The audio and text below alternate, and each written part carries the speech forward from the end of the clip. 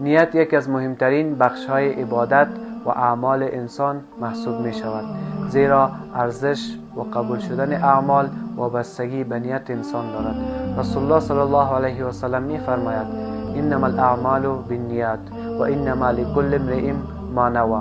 عملها به نیت بستگی دارد و هر انسان بر اساس نیت خود پاداش می گیرد. نیت پایه و اساس اعمال انسان می باشد. نیت خیر می تواند عمل عادی را بر عبادت مبدل بسازد و نیت اشتباه می تواند عبادت را به یک عمل بی ارزش مبدل بسازد. چگونه می توانیم نیت‌های خود را خالص بگردانیم؟ باید داشته باشیم که الله متعال از نیت‌های قلبیمان آگاه است.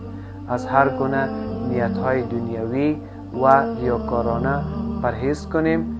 پیش از شروع هر عملی باید به هدف و انگیزه من فکر کنیم و آن را برای الله متعال خالص بگردانیم. در دعاهای من از الله متعال بخواهیم که نیت من را خالص و پاک بگرداند.